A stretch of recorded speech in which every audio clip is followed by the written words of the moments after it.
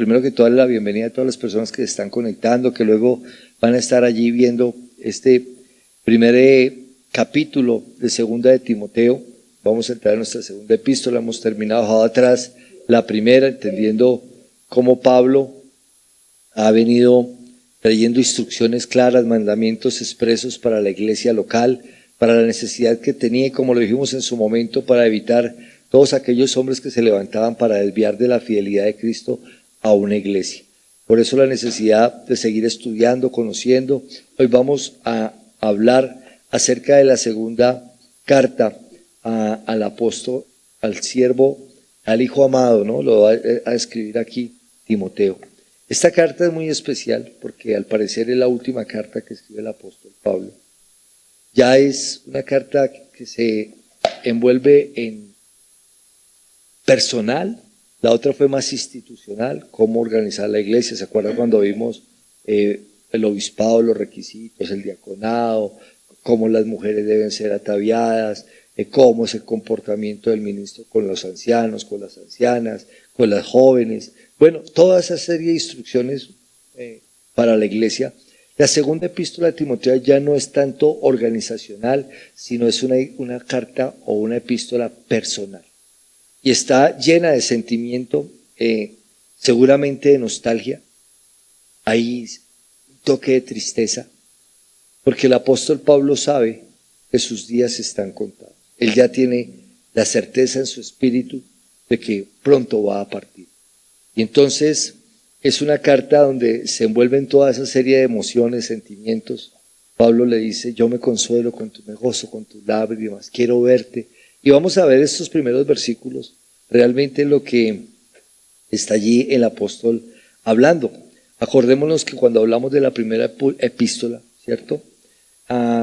Pablo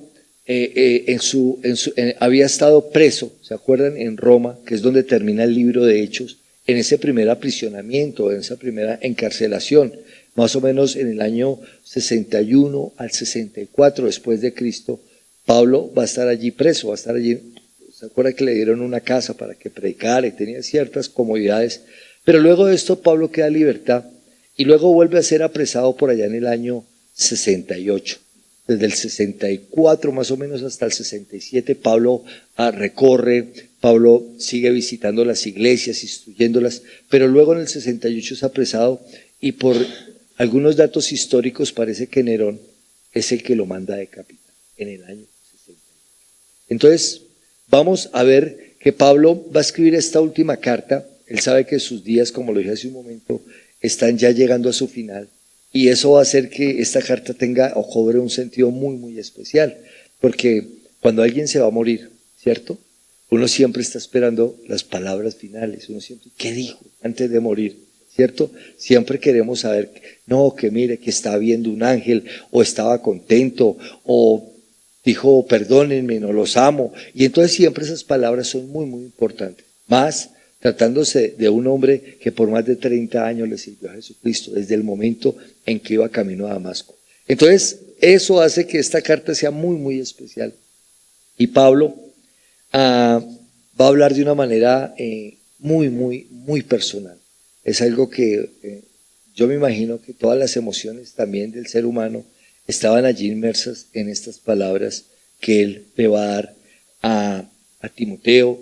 Va a hablar de la lealtad, va a ser uno de los temas principales, la lealtad en el servicio, la lealtad cuando se levantan los apóstatas, la lealtad siempre ahí. Y Timoteo es muy lindo porque Timoteo se va a constituir como el hijo amado de Pablo, en un sentido figurado. Uno puede ver a personas que sin ser hijos biológicos, uno los llega a amar por lo que son y hacen parte en el corazón de uno. Pablo, en su primer viaje misionero, cuando estudiamos Hechos, acordémonos que Pablo va a Listra y allí habla la palabra y Timoteo es impregnado, es tocado, es activado por esa palabra. Y cuando Pablo vuelve en el segundo viaje misionero, encuentra a Timoteo ya, que le dicen, él dice, bueno, necesito un compañero, necesito alguien que me vaya conmigo, haga la obra. Y le dicen, Timoteo, Pablo, Timoteo. Y aunque es joven, es un hombre que realmente ha absorbido la palabra, la está viviendo. Y aquí en esta carta Pablo le va a decir, Timoteo, yo te estoy entregando un legado, porque el legado de Pablo lo va a recibir Timoteo. Mejor dicho, de lo poquito y de lo único que Pablo se puede quedar de su ministerio es con Timoteo. Y qué importante todas estas cosas a la luz de nuestro estudio, ¿no? Porque uno dice cuánto uno busca a alguien en quien pueda depositar lo que Dios le ha dado, lo que uno ha recolectado, todo un legado, ¿no? Como cuando uno de papá le entrega a un hijo, ¿no? Le dice, mire, la empresa, yo me voy, pero usted levántela, no se le olvide hacer esto, cuidado con aquello, no fíe, no entregue tanto a tanto. ¿Por qué? Porque son las instrucciones que se están dando ya en ese momento.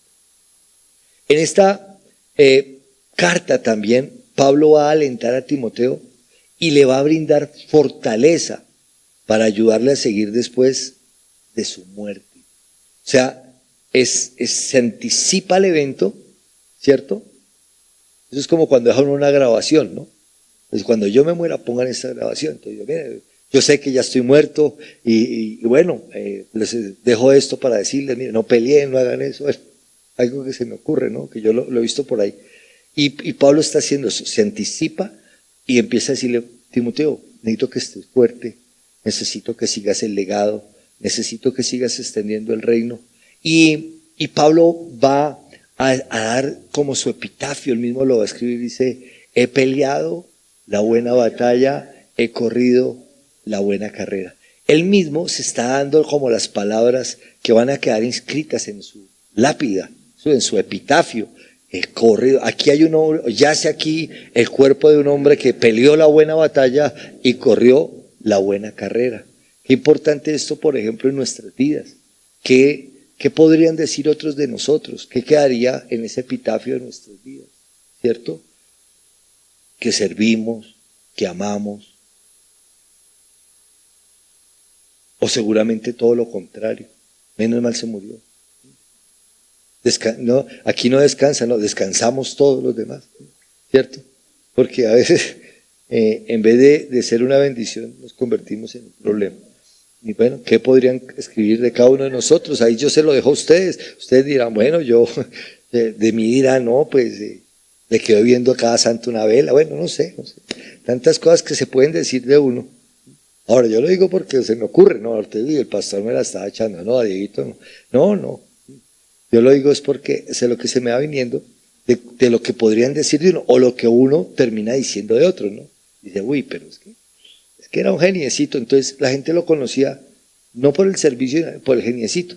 Y a veces las cosas malas como que son lo que más resalta, ¿no? Lo que uno puede, en nuestra naturaleza siempre vamos como, siempre a hablar de lo negativo. Usted puede hacer 10 cosas bien y la 11 la hace mal y creo que le va a repercutir mucho en su hoja de vida en esas 10 que de pronto sí hizo bien. Entonces, Pablo sabía que no le quedaba mucho tiempo y deseaba ver a Timoteo, a quien llamó figurativamente, pero muy de corazón, amado.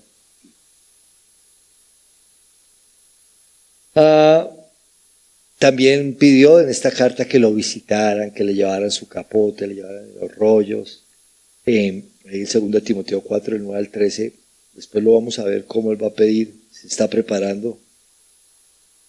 Y aunque esta carta la escribe Pablo a Timoteo, a su amado hijo, también se puede aplicar esta palabra a aquellos que vivimos, y es para nosotros los postreros días. Porque Pablo va a hacer mucho énfasis en los postreros días, en los postreros tiempos. Porque serán tiempos muy difíciles y Pablo lo sabía. Pablo no habla con romanticismo. Pablo fue un hombre que se caracterizó toda su vida por hablar claro, por ser contundente, por a veces ser severo con sus palabras. Él mismo decía, aunque yo sea severo en la ausencia, pero cuando vaya a ustedes con ternura, me daré a ustedes. Porque Pablo era un hombre que tenía el amor de Dios, un hombre nacido de nuevo obviamente, pero era un hombre que era categórico en sus palabras. Era un hombre a veces hasta fuerte en su manera de querer decir las cosas, pero él lo sabía y seguramente luchaba con ello porque siempre tenía que bajarse a esa humildad, a ese nivel de los que él había predicado. La dificultad, también Pablo va a hablar en esta carta de la dificultad de lo que fue ser maestro, ser apóstol, ¿cierto? Permítanme, aquí dice, del cual yo soy, el versículo de 2 Timoteo 1:11 dice, del cual yo soy puesto predicador, apóstol y maestro de los gentiles. Tres cosas que Pablo hizo: apóstol, predicador y maestro. ¿De quiénes? De los gentiles. Y este ministerio, como vamos a comenzar ahorita viendo en el primer versículo, le trajo la muerte, porque Pablo tuvo que sufrir mucha lucha de sus paisanos, todo el tiempo confrontado por el fariseísmo, todo el tiempo perseguido por allí los judaizantes, todo el tiempo allí le cambiaban lo que él decía, el sentido de las palabras. Si hubiera habido grabaciones, lo hubieran editado como hoy hacen para menoscabar a algunos predicadores, para hacer un show mediático, pero Pablo todo el tiempo ese fue una parte de sus aguijones, ¿no? Que fue uno y seguramente era algo físico, pero él habla de esa opresión, dice, se me opuso el enemigo. Cada vez que Pablo habla de oponerse al enemigo, no habla de un enemigo de cachos y cola, sino eran usados ¿quiénes? Los falsos maestros, siempre persiguiéndolo, siempre queriéndolo increpar, siempre allí distorsionando la verdad del evangelio. Y bueno, toda esta lucha es la que Pablo tiene que enfrentar, amén. Y lo más hermoso y bonito también, bueno, entre las muchas cosas que vemos aquí, es ese valor y esa confianza de Pablo para afrontar la hora de su muerte. Porque uno no puede alejarse de que todos sentimos algo. Si por ejemplo hoy llegáramos a saber que Dios nos dijera, mira, el 31 de agosto te mueres, ¿cómo afrontaríamos ese tiempo? Con tristeza, llorando, mirando los árboles y llorando, mirando el cielo y llorando, en una nostalgia porque nos vamos a ir. Bueno, no sé, pronto nos podría pasar. Creo que lo viven las personas que pasan por una enfermedad terminal, por ejemplo, ¿cierto? Y que no se mueren finalmente. Entonces cuando le dicen, y no solamente el que tiene que llegar al momento de la quimio, casi que morirse, sino solo que usted vaya al médico y le digan, tiene cáncer. Y entonces ya usted sale del consultorio y ve los buses y dice, no voy a volver a ver los buses. ¿Sí? Usted pasa por la panadería y dice, aquí el pan era rico. Entonces empieza a vivir una nostalgia, ¿cierto? Póngase usted en la posición, haga el ejercicio, que a usted le dijeran que se va a morir, a ver qué haría.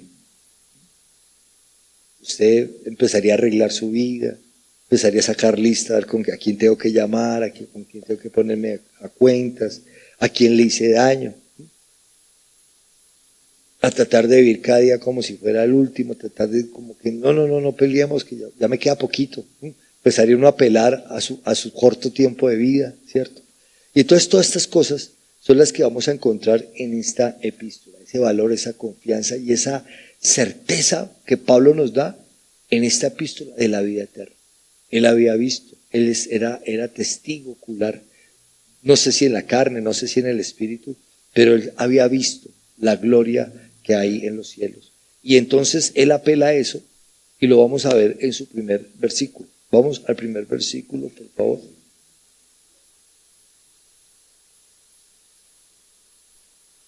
Versículo 1 dice, Pablo, apóstol de Jesucristo por la voluntad de Dios, según la promesa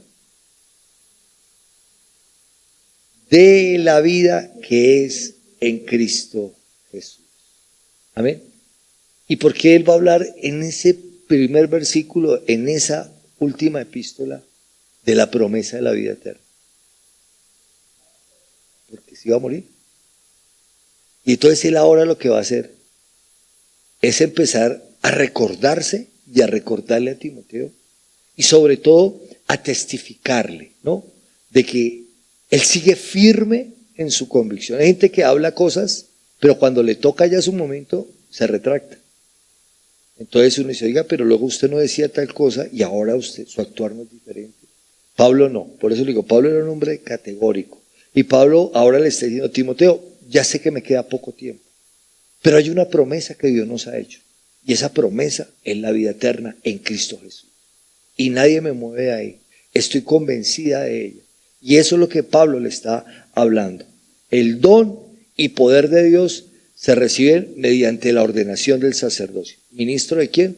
De Jesucristo. Apóstol de Jesús, por la voluntad de Dios. Y es lo primero que dice este versículo. Entonces, el don y el poder que Dios delega en esa ordenación al sacerdocio. Cuando Dios llama a alguien, Dios siempre le va a dar dos cosas. Le va a dar el don, que es la capacidad, ¿cierto? Aunque don lo entendemos como regalo, pero realmente el don es la capacidad. Cuando alguien dice, tiene el don para tocar un instrumento, la capacidad para ejecutar, para interpretar un instrumento. No todo el mundo tiene ese don. El don, por ejemplo, para aprender otras lenguas, ¿cierto? No todo el mundo tenemos la fluidez para los idiomas, pero hay gente que tiene una capacidad que no la tiene todo el mundo.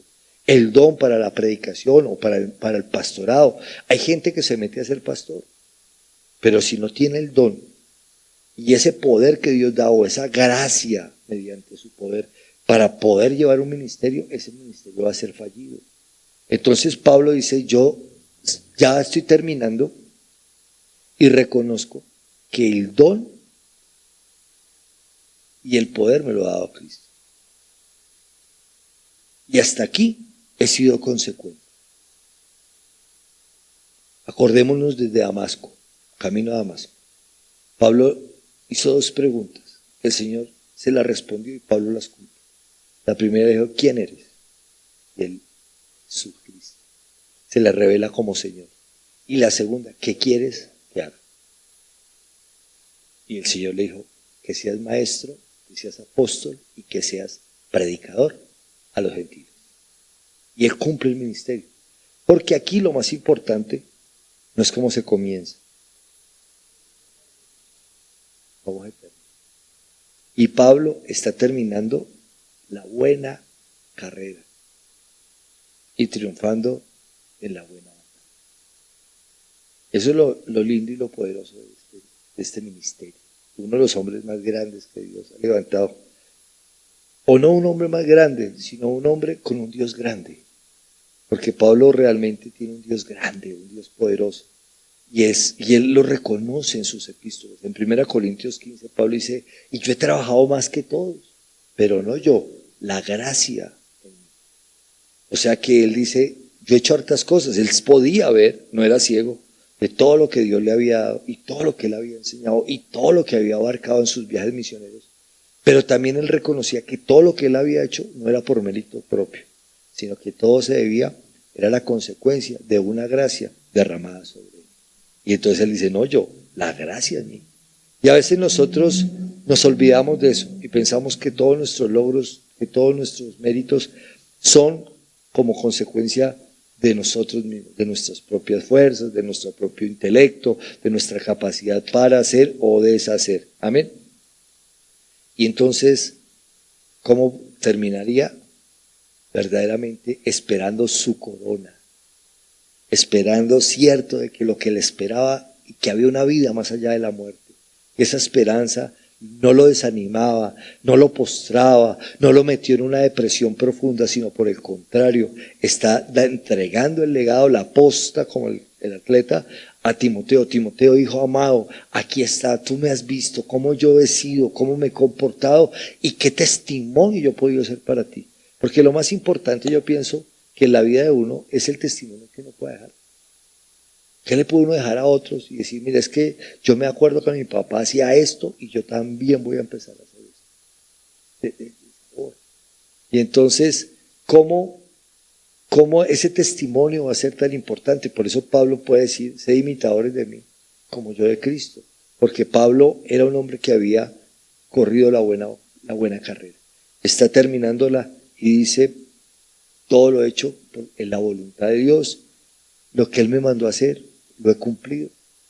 Quizás no en la perfección como hombre, pero siempre atendiendo a la voluntad de Dios. Y la Biblia nos presenta a través del Antiguo Pacto, nos deja entrever cómo la perfección no está determinada por no equivocarnos, sino la perfección está determinada por cumplir el propósito que Dios nos llama a hacer. Cuando Noé hace el arca, mete los animales, los rescata del diluvio, Dios lo vio perfecto, aunque luego se embriagara y pasara todo allí lo que usted conoce en la viña, ¿no? En la viña que él plantó. Bien, entonces estamos viendo, por ejemplo, allí 1 de Juan 2:25. Mire, primera Juan 2:25, por favor, los que están allá en el monitor. Y vamos a ver a través de la palabra cómo lo que dice el apóstol Juan. Ahí.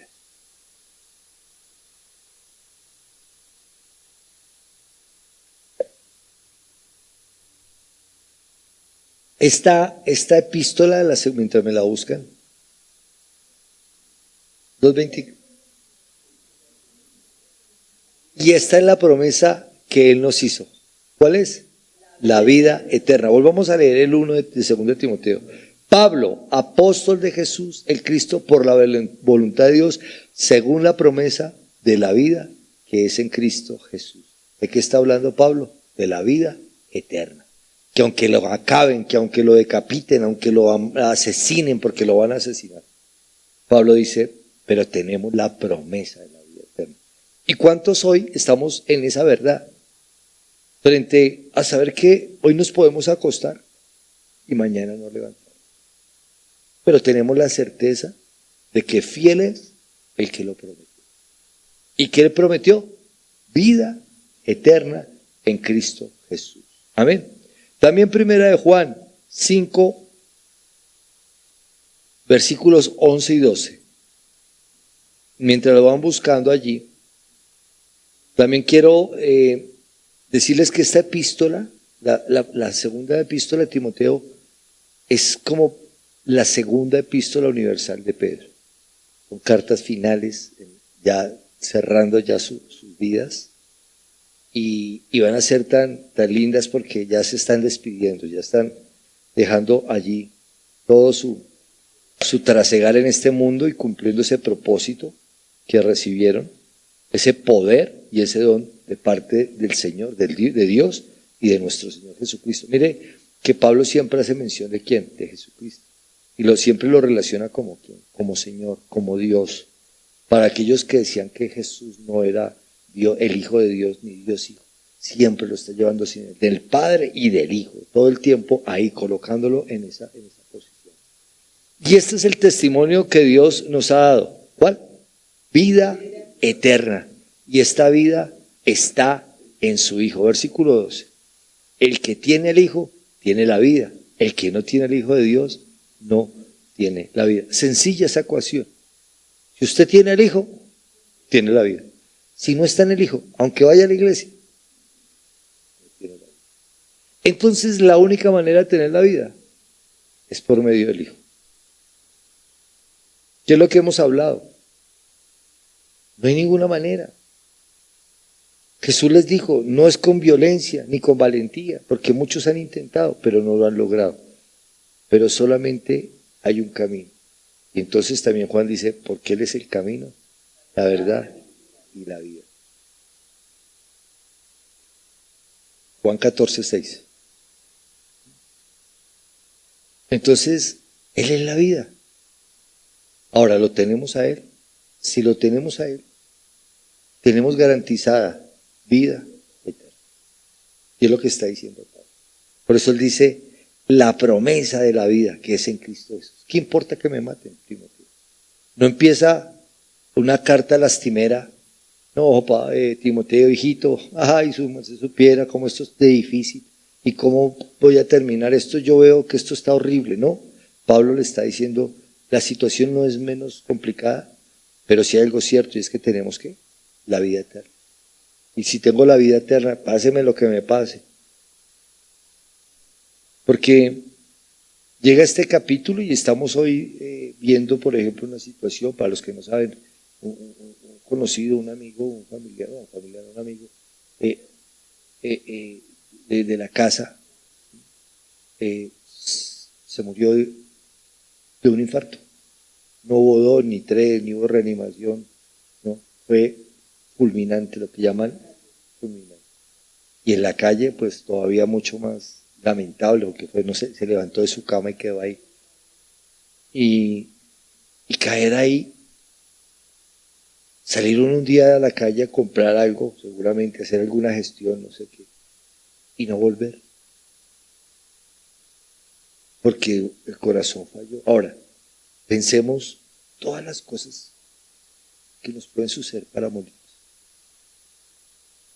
había un programa que no, 100 formas de morir. Y entonces, ¿cómo? 1000 maneras de morir. Bueno, yo no me lo perdía.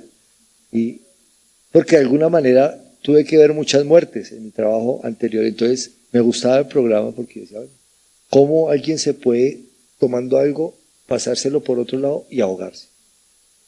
¿Cómo alguien puede estarse bañando y resbalarse y desnucarse? ¿Cómo usted puede, o sea, la vida es, dijo alguien, el problema de la vida es que nadie sale vivo. O sea, todos en esta participación vamos a salir muertos, nadie se va a salir.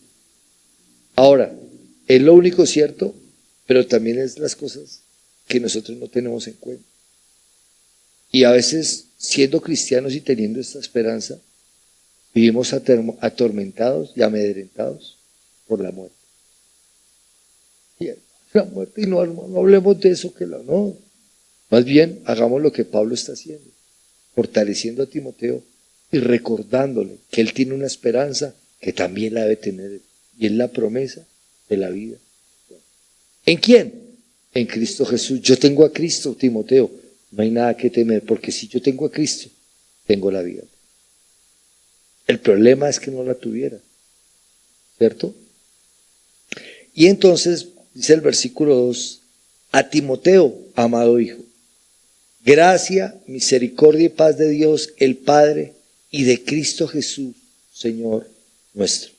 Y aquí le está diciendo, mire el afecto tan grande que tenía Pablo por Timoteo. Y uno le dice hijo a alguien cuando realmente uno puede ejercer una paternidad. Alguna vez un pastor me dijo, si tú quieres que yo sea tu pastor, pórtate como oveja. ¿Tú quieres que yo sea tu padre? Pórtate como oveja. Y si quieres ser solamente mi amigo, pórtate como amigo. O sea, yo decidía la posición que él debería asumir con respecto a mí, siendo él mayor que yo. Entonces, Timoteo tuvo una posición de hijo. Se dejó enseñar, se dejó formar, aprendió. Y Pablo lo reconoce como el resultado de ese trabajo en la vida de ese joven, de ese muchacho. Que dice que no era tan muchacho, dice más o menos que Timoteo tenía 40 años. Pero 40 años en el ministerio era poco, porque los ancianos, no solamente anciano como la palabra obispado o sacerdote, sino también de avanzada, ¿cierto? Por ejemplo, Moisés a los 80. Pablo aquí le está hablando, ¿cuántos años tendría Pablo aquí? Ya va más de 30 años de ministerio. 68 años después de Cristo. Y Pablo estuvo cuando Jesús, o sea que no era un niño, o sea más o menos estamos hablando de un hombre de 80 y punta de años. Entonces Timoteo era muy joven frente a eso. Y acuérdense cuando lo vimos que para los griegos tenía que ser gente muy adulta, porque alguien de 40 años era muy, muy menor para poder tener un grado de liderazgo y poder enseñar a otros, porque se relaciona la adultez con la sabiduría. Dice, a mayor vida, mayor experiencia, mayor sabiduría. ¿Ven? Bien, entonces en este versículo 2, en este versículo 2, le va a hablar de 3 palabras importantes: gracia, misericordia y paz.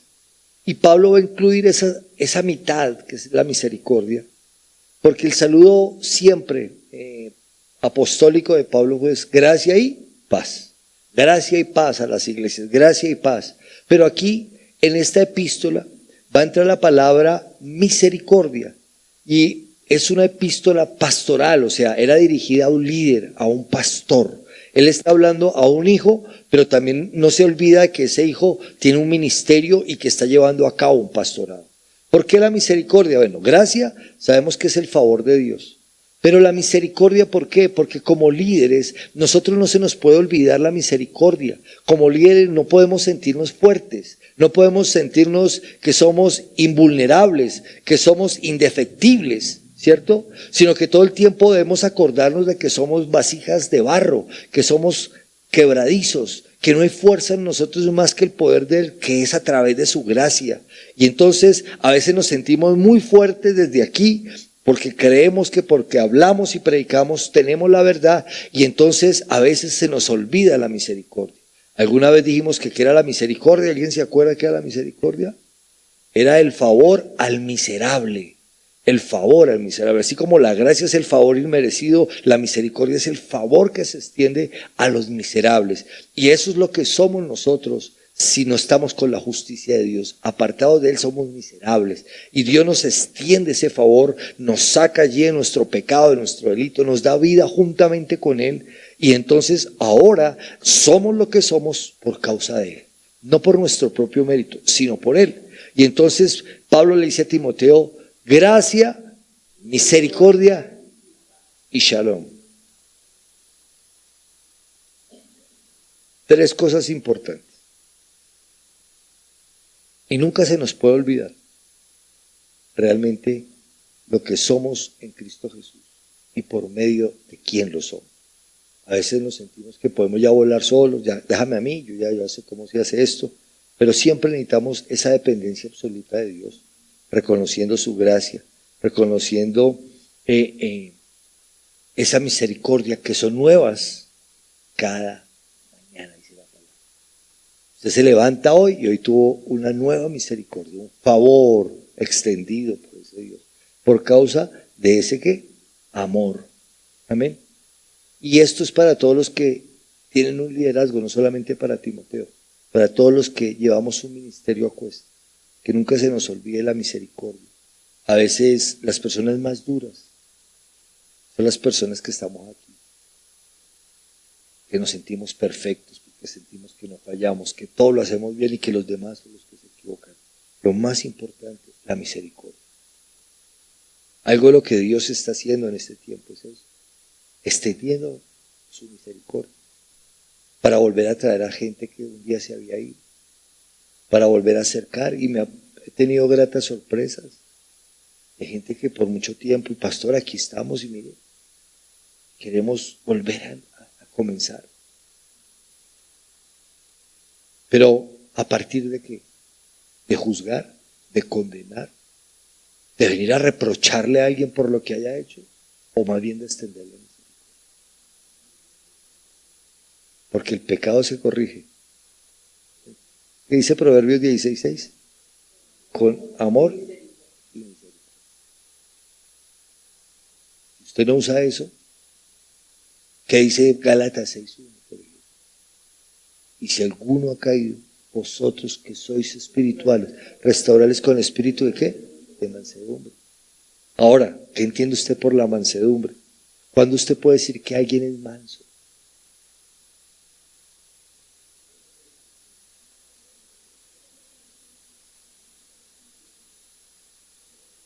Amén.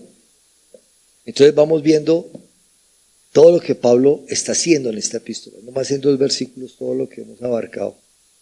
De ese amor, de ese partir, de esa nostalgia.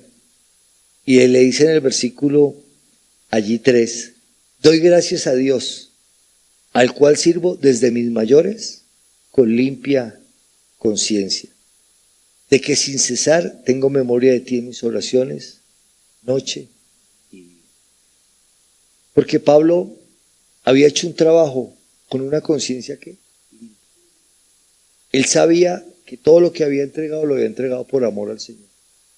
Porque él reconocía su pecado y él siempre lo dijo, yo que perseguía a la iglesia de Jesucristo, yo que los arrastraba, yo que como un abortivo, dice en 1 Corintios 15, ¿cierto?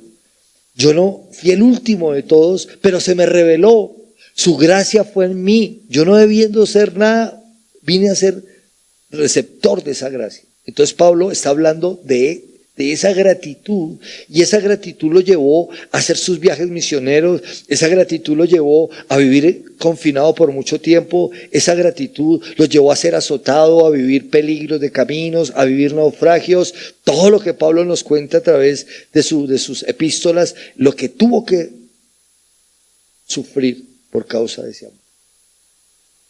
Ahora, él no se queja, él sencillamente, todas las cosas que le pasan, son para glorificar a Dios, que es lo que debería pasarnos a nosotros. Todo lo que pase para glorificarlo. No haya despropósito, no habla cosas que no sean ciertas. Y a veces nosotros sentimos que somos nosotros, pero no su gracia. Y entonces aquí Pablo está reconociendo realmente que ha hecho algo y que lo ha hecho con una conciencia limpia. ¿Cuál es el problema de la conciencia? No limpiarla. Porque cuando dejamos pasar cosas y nos vamos cauterizando en la conciencia, cada vez vamos a poder llegar a instancias mucho más peligrosas. Y entonces alguien que empieza haciendo algo y lo acalla como en su conciencia, un día puede terminar haciendo cosas que uno se queda así, ¡ah! ¿Hizo eso? No, no lo puedo creer. ¿Por qué? Porque permitió eso. Pero Pablo tenía algo y era que desde el momento en que tuvo un encuentro verdadero con Dios, fue honesto, fue sincero. Y algo de lo que también la palabra nos llama en nuestro estudio es a poder ser sinceros, a no tener máscaras, a no ponernos, a hacernos sentir que estamos muy bien. Es como cuando vienen y dicen, amor, amor, y amor es que no se hablan hace 8 días. Y entonces vivimos una hipocresía y nos vamos cauterizando y nos vamos cauterizando y por eso pasan cosas tan difíciles y tan dolorosas como las que uno tiene que enterarse. ¿Por qué? Porque la conciencia no está limpia. Y Pablo dice, desde el momento que yo lo conocí, si algo he hecho para Dios, ¿lo he hecho con qué? Con una conciencia limpia. ¿Ven? Lo otro que Pablo tenía ahí en su lista de oración a Timoteo, dice, y de día y de noche, como un padre por un hijo. Porque para alguien que usted puede orar por sus hijos, usted puede olvidársele de todo el mundo por orar, pero usted por sus hijos, lo primero, papi, guárdalo, Señor, que tu mano, que tu propósito, que... Y entonces, ahí lo tenía, como ese hijo siempre en su lista. Y no, sabe Dios que nunca lo he soltado a Timoteo, que usted es mi hijo figurativamente, pero en la práctica, un hijo literal. O sea, no era su hijo, le dice hijo, pero por lo que él está haciendo, era su hijo. ¿Me hago entender? Dijo un predicador, me he hecho entender y no me entienden. Yo, porque si les digo me entienden, los estoy tratando de brutos. Pero si les digo me hago entender es porque de pronto yo no tengo buena expresión. Me hago entender y me entienden los brutos. Entonces, a veces nos pasa eso, que hablamos mal, pero realmente el punto es este. ¿Me hice entender? Pues usted dice, sí entiendo. Y el resultado de la gracia y de la misericordia es paz. Porque sin misericordia, algo que no podríamos tener, sería paz. Entonces, sí vale el orden de los sumandos aquí para que no altere el resultado. Porque alguien que no tenga la misericordia o no tenga la gracia, difícilmente podría vivir en paz. La paz es el resultado de tener su gracia y de tener su misericordia cada día. De que aunque fallamos, sabemos que nos podemos acercar confiadamente a Él. Y entonces eso nos produce a nuestro corazón paz. Allá en el versículo 7 vamos a hablar del espíritu de temor. Y entonces, ¿cómo puede estar un espíritu de temor? ¿Cómo puede habitar?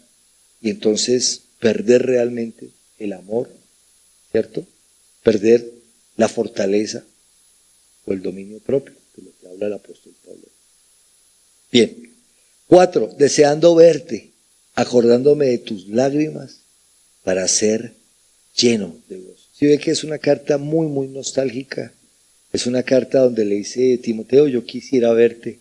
Y si me acuerdo algo, ¿te acuerdas, por ejemplo, el día que salimos a caminar por la carrera 7ª y cómo nos reíamos? Él está remembrando, está acordándose de algo que vivió con su amado Timoteo. O cuando uno viene a alguien y llora y se desahoga con esa persona y dice, ay, cómo me gozo. ¿Se acuerda cuando estuvimos ese día en tal parte y lloraba y yo estaba ahí presente? Entonces ahí está evocando un momento del apóstol Pablo en esta carta de despedida. 5, trayendo a la memoria la fe no fingida que está en ti. Entonces Pablo le va a decir a Timoteo y le va a resaltar algo. Y es que la fe que Timoteo presentaba era una fe genuina, era una fe verdadera, era una fe sincera, sin hipocresía, sin dobleces, sino era un hombre realmente recto en su fe. A veces nuestra fe es una fe de palabras, nuestra fe es una fe fingida. Hablamos de fe, pero realmente no creemos. Por eso algo de lo que Dios ha hecho en este tiempo es sacarnos de tantas cosas que hacíamos para meternos en una sola, y es creer. Realmente lo que alegra el corazón de Dios, lo que agrada el corazón de Dios, ¿qué es? La fe. Porque sin fe es imposible que agradarlo. Entonces, si sin fe no hay manera de agradarlo, ¿qué lo puede llegar a agradar? La fe. Dice que Abraham fue justificado por la fe. Le creyó y le fue contado por justicia. No es que hizo, es que subió, es que bajó, no. Le creyó y le fue contado. Entonces, nosotros a veces hablamos mucho, pero creemos poco. Aquí Pablo le está diciendo, me voy a morir y tranquilo, porque hay la vida, la promesa de la vida eterna. Y Pablo lo va a decir por allá en primera Tesalonicenses 4:17. Porque desde el 16, ¿por qué se entristecen? Que hay un vacío cuando alguien se muere, sí, pero nosotros tenemos que saber que hay una esperanza. Si yo no creo eso, de nada me sirve el evangelio. Perdóneme, pero no sirve. Pablo dice, no se entristezcan. Y está hablando de luto. ¿Y por qué no se entristece? Porque si usted sabe que tiene una promesa, si usted sabe que va a pasar algo, es como si no lo creyera. Porque si él sabe algo, y él ha creído y ha visto algo, es de la vida. Esa es la promesa y ya lo vi. Entonces para muchos la muerte es el fin. Para Pablo, el comienzo. Para nosotros, ¿qué es?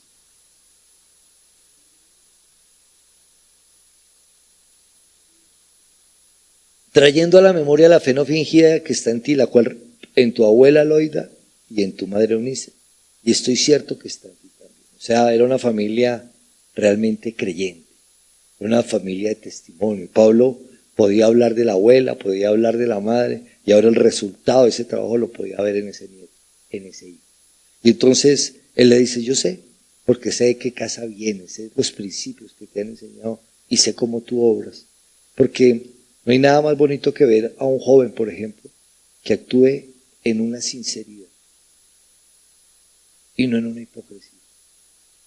Que delante de los papás, amén, aleluya, ay sí, lo que el Señor ordene, y por detrás, hipócrita. Yo prefiero a alguien sincero y no tan espiritual, y no a alguien que se presente espiritual con hipocresía.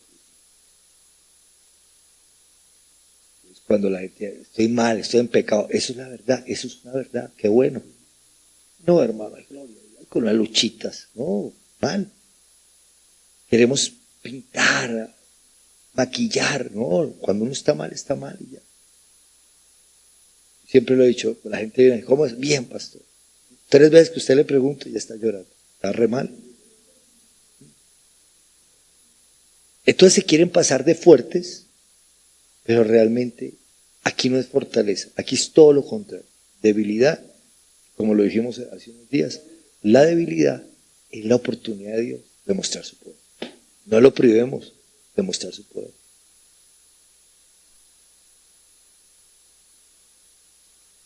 Entonces a veces Dios tiene que darnos unas enseñanzas para ponernos a tono. 6, por lo cual te aconsejo que despiertes el don de Dios que está en ti por la imposición de mis manos. ¿Había qué? Don.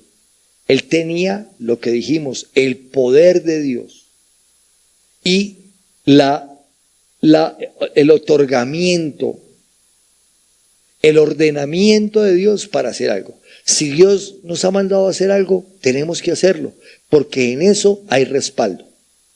Acuérdese lo que dice el apóstol Pedro. Pedro dice, y el que ministra, ministre en la medida que le fue dada. El que profetiza, profetice. No es Pedro. Y entonces cada uno ministre conforme a lo que Dios nos ha dado. Amén. Alguien vive. Bien. Vamos a dejarlo ahí para poder entrar en el 7 con más detenimiento, porque necesitamos hablar de lo que es poder, el dunamis de Dios, lo que Dios les dio todo el tiempo a ellos, para que me acuerde, porque vamos ahí en esa parte, cómo Él dice, ¿qué es en Jerusalén? Hechos 1:8, hasta que sean llenos de ¿qué? Del poder. Necesitamos ese poder. Por eso, para poder ejercer algo en el Señor, es impajaritable el llamado de Él, el respaldo. No es del que corre, ni del que quiere, ni del que quiere hacerse, sino es la voluntad de Dios para cada uno de nosotros, para hacer lo que tenemos que hacer. Eso es importantísimo, porque ahí va a haber ese respaldo, va a haber ese equipamiento y va a haber ese mandamiento para poder hacer.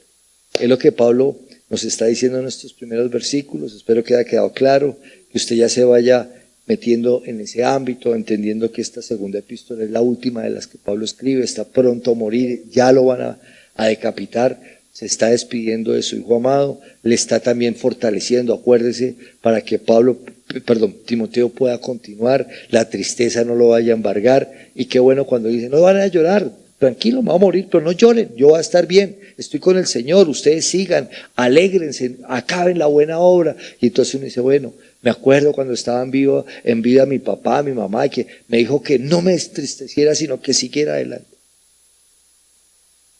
Y no, vuélvase nada, acábese, déjese morir de la tristeza. No, realmente no es el mensaje que le está dando Pablo, sino todo lo contrario, anticipándose a prepararlo para lo que había de venir, y para que eso no fuera a interferir en el propósito que tenía con la iglesia y de cómo seguir guardando la iglesia.